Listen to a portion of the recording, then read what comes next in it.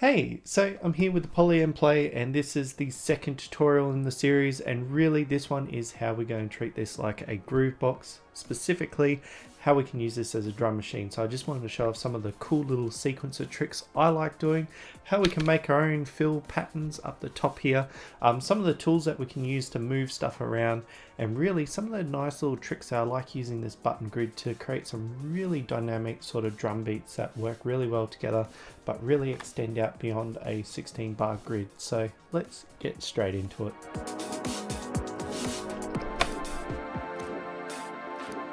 Alright, we're here with the Polyend play, and today it's all about drums. So I'm just going to load a sample pack like any good drum machine. It's going to need good sound. So I'm going to load a sample pack, mainly a drum centric one. So I'm probably going to do a drum and bass pack, and we'll load that one and just let it load up. Alright, our samples are loaded in, and being a kicks tutorial, we're going to focus on the kicks because in the walkthrough I sort of showed a process of using this beat fill. So if we select the channels, hit fill, we've got our drum beat there, but I think for a better video I'm going to show how to make a drum beat from scratch on this, but using the same mindset. So they have kicks, snares and hi-hats. I think we can use that for ours. So I'm just going to shift delete, just remove all of that, and I'm going to start programming mine. So I want to select the kick. So usually I try and select the folder as well. Like sometimes you can work and it's all in this all file. So it just makes it easier to like sample kicks I want. Like I want that one. I'm going to do a basic 4 on the floor, so we can just like tap it in and just program it like that. So right now, nice. But what happens if I want to say 2 and 4? You want them a little bit less when they hit. So how do we do that? I'm going to hold shift. I'm going to select these two. It's a bit hard to tell, but these are blue, like they're pretty blue. And then what I'm going to do is just go to the volume here and just drop it down a little bit. So if we listen to this now,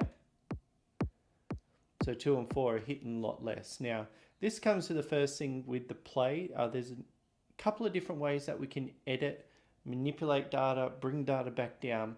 And I just wanted to show you some of those because you probably know, like for me, sometimes I'll be copying, pasting like that. You can also copy and paste by going copy, and then we just go select there, paste, and that's brought that information across. Same with delete. So if I go shift and delete, you can also delete by just tapping it, and that's going to remove it. But say I want to put this one into the copy buffer. See how it's got 0 dB there?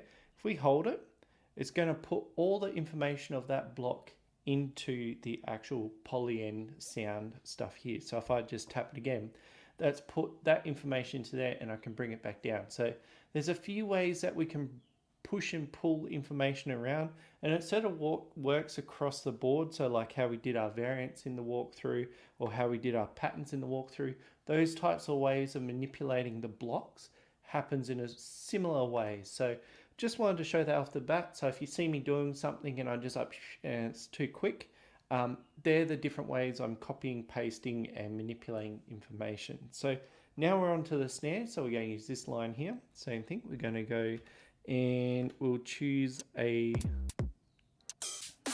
snare. Yeah, that sounds good. And then I'm just going to plot them in there. Alright, so we've got a basic pattern here, and say we want to start adding some flavor. I think one really cool technique is a reverse snare, but all our samples are going forward, and this is a little bit of an unknown trick. But if I was to just put in another snare, that's going to play it forward. But what I'm going to do is go shift and select that one. So I'm just working on the copy buffer, but changing that one. What you can go is into this sample start and end point. If this number is less than the start point, it actually starts reversing the sample. So if I scroll this down, see how it sounds really quick, but if I start, we start getting that reverse sound. So if I just put like that, cool. So that's how we do a quick reverse snare. And with the hi-hats as well, like I say build it from scratch, but don't feel that you can't use any of the generators to work with. So I'm just going to select that line. I just want to use a Euclidean because Euclideans are the best. And I'm just going to, there it is, some number under 16. So maybe something like that. probably a bit too harsh, so we'll just change the hi-hat. And say if we want like an open hat, closed hat sort of situation, I'm just going to deselect everything. We can just select all the notes that we want, sort of like that. And then we can go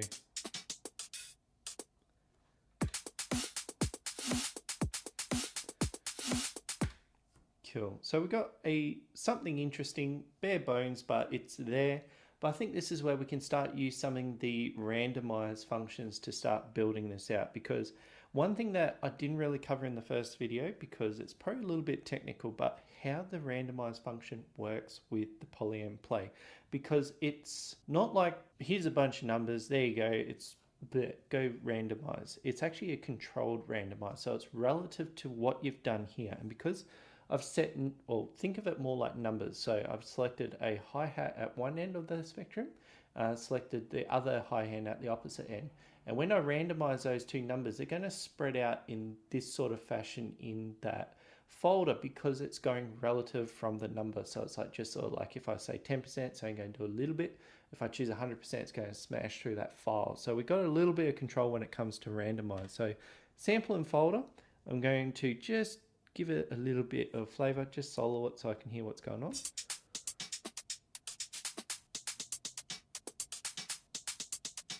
I like that, so I'm just going to save that in context.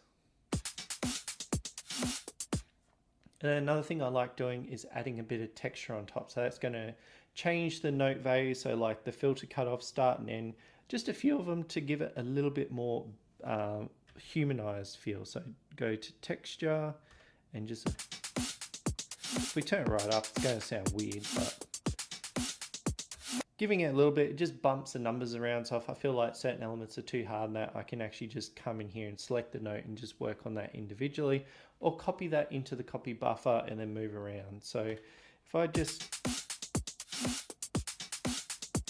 what I might do is just lower that bit. All right, that is a nice little starting point. Probably show more of this when I did my patterns video, but this is a really good jumping off point, and you didn't use a generator. This is something that you have done and you can make it your own. But because this is a drum video, I think we can touch on some of those more funner things that we can do with percussion. And really, like, I really enjoy this, but we can expand it out quite a lot. We've got a whole bunch of room here today. So what I'm going to do is just use each line to show different techniques that I really enjoy. And one thing I really like doing, I call it trash, but just having like different accents and things pop in and that. So I'm just going to use this force channel here. I'm just going to select everything, and I'm just going to randomize, throwing in, like, we'll use the randomize one up here. I'm just going to throw in just like a random smattering of sounds. And just making sure it falls in on the grid. So like we've got that sound there, so I might put that there. Just do some tidy up like that. And then, so for this line, I want the elements to keep changing as the sound goes along, just creating some dynamic, some interest. But there's two ways we can do randomness. We have this randomize, which is more like a seed. So every time it loops through, like it's random, but every time it hits the start point, it's going to play that same random again. So it's always going to be consistent. The chance is the one that's more random, like random in the sense is it's going to keep changing the sound every time it's triggered. So using that one, I want to do a few different things. So what I might do first is use the trance to play a random sample if we set that to always. So now it's playing a random sample. I want to add some texture to these points because it's probably playing a little bit too harsh, but I want it sort of in the background. So we can do something where we add some filters to it and we'll bring it the volume down. So now it's playing randomly, but we can also do things like give it a different starting point. So it's got a little bit of texture in that going on as well. So if we bring that together.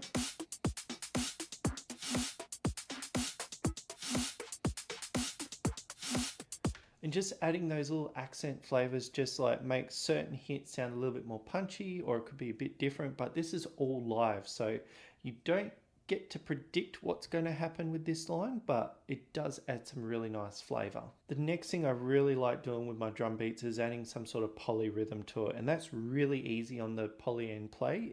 Just selecting a channel and just changing the track length, we can add some really variant ways of breaking up the grid, so as I showed before. So we can add some random notes. Usually I like hi-hats or some sort of element, so using that, I'm probably just going to do some hi-hat stuff. So let's just add some polyrhythms to it, but we can do some more stuff here. And what I might do, I'm just going to select this first one, and I want to have that have play step, skip one, play one, and then this one here, we're going to skip one, play two. And they're going to go out of sync. So if we play that.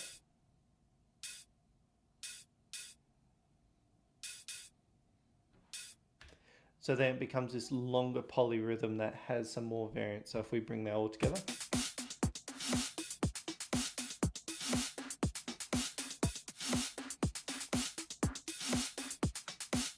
And notice how like sometimes these lines actually line up, like that one. That's where the whole bar is playing. So how many loops that is before that whole bar syncs up again, that is like one pattern. So you create these very long variance pattern. So that just makes your music from like a single bar of music into something that's quite a lot more longer without even using any of this like bar extension stuff here. So we've got some cool drums going, but another thing I really enjoy is making some form of triplet. And it is able to do on the play, but it just takes a little bit of setup. So what I'm going to do is just select that line. And I just want to change the track length to 12 or 24, depending. But then we can use the track speed. So this is going to control how fast it moves. We're just going to put that on 3/2. So if I play that now, we'll just solo it so we can just watch what's going on. As you can see, they sync up every second bar. So this is some form of triplet bar that we can start plotting our notes in. So if I check my sample, we'll just turn that off. Maybe something like that. And then if I plot in,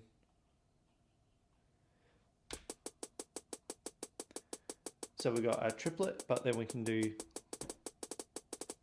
some rolls.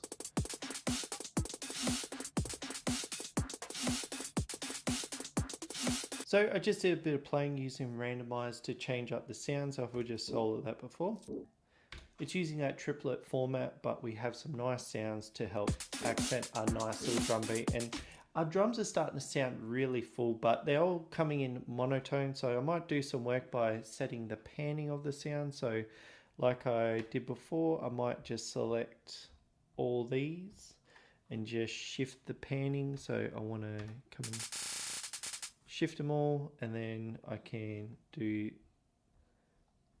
that to reverse it, and then I want to set panning to the right so we can hear it coming from the left and right speakers. And I'm pretty happy with that drum beat. We've got some really nice flavors coming through.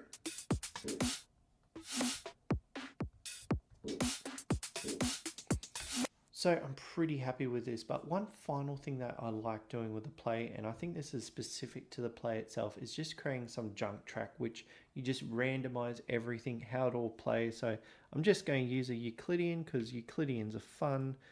We'll drop that in and we'll give it a number below 16, so something like that. But we're going to make this go crazy. So one thing I want to do is I'm just going to set this to play random sample, but only a couple of times. Like we don't want it all the time. But I've just got this hi-hat sort of setup going. So I want to change that to the percussion track because there's a lot of stuff in there that just whacking on things. It's going to sound good in the background. I'm going to start messing with it with the randomize function. But usually when I do this junk file, I just come all the way to the end, duke nuke. We're going to nuke it. So with those two playing now, we have like a randomized function, but we have random elements on top. And then what I'm going to do is just sculpt it away into the background. So use the filter, Don't need any resonance. Just so we hear things, do that, and then we'll give it some reverb as well. So it sounds like this, and then if we bring everything else on top,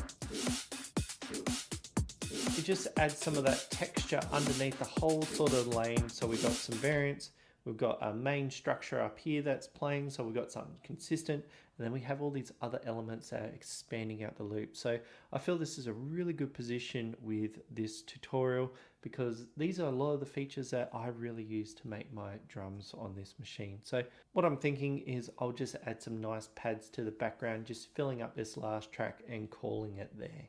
So I hope that's given you a bit of food for thought, because I really do like the Play as some sort of backing drum machine, and really the sequencer, you have those fills as well, so you can make a whole bunch of different music.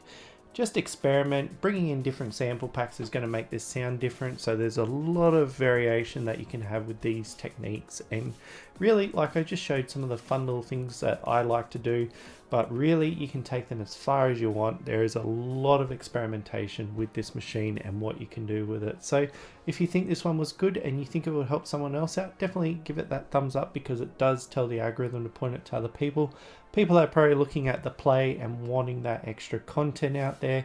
And also, if you have any comments or queries, because I do feel like I glaze over some of these subjects and try and keep them a little bit higher level, but there is a lot of depth to this machine. So if you got any questions, feel free to leave them down below. I do try and go down there and talk about this sort of stuff. I do enjoy doing it, and I do have a bit of Polyend Play content on my channel. So if you're looking for that, I look forward to seeing you next time.